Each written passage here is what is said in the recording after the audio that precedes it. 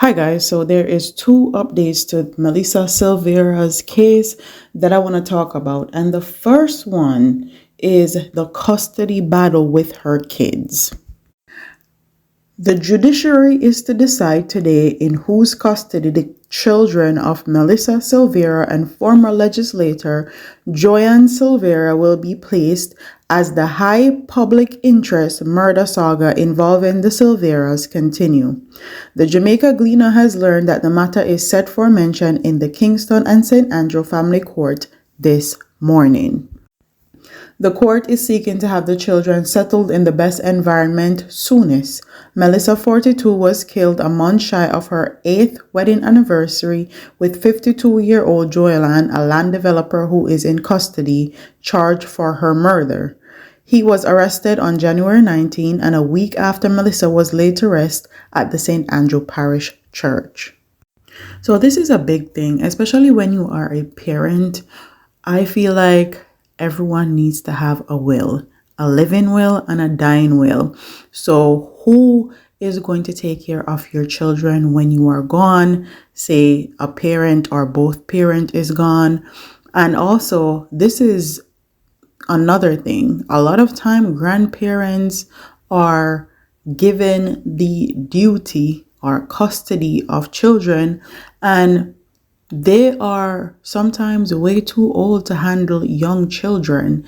Those children don't get the best life that they could possibly have if the parents put other family members in the will to have those children. So this case is very sad that these kids are having to go through this because this man allegedly chose to kill his wife.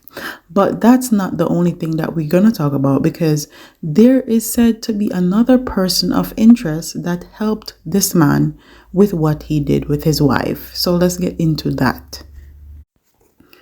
Detectives from the Major Investigation Division have sought the public's assistance in locating a person of interest who they believe can assist with the investigation into the death of Melissa Silvera, wife of former Member of Parliament Jolyan Silvera.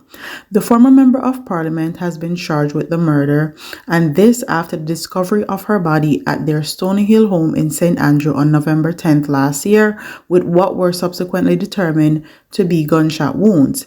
Mrs. Silvera was previously said to have died in her sleep at home. The person of interest who is now being sought by police is Shoshana Miller of a corporate era address, and this is from Jamaica Loop News. Miller is being asked to turn herself in to MID police at 230 Spanish Town Road in St. Andrew, or the Criminal Investigative Branch CIB head office at the NCB South Tower on Oxford Road, also in St. Andrew. Anyone knowing the whereabouts of Shoshana Miller is being asked to contact MID at 876-758-5048 or the CIB 876-922-2382 or Crime Stop 311 or the police emergency number at 119 or the nearest police station.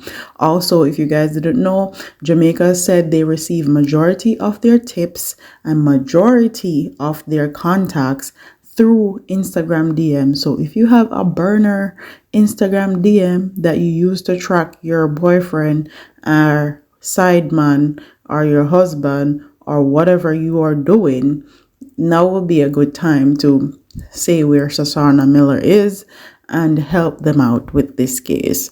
As far as Instagram is going, I think they said they received majority of their tips from Instagram, the JCF did. So if you want to make some extra cash and you know where Shoshana Miller is, that's a good way to go.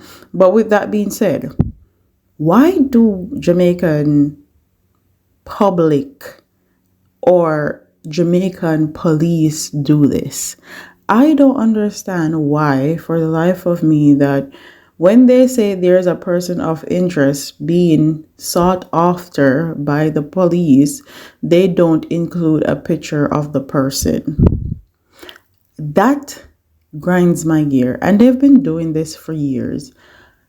They didn't even give any description of how Sashana is supposedly look. Her skin color, her hair color, her eye color, her height.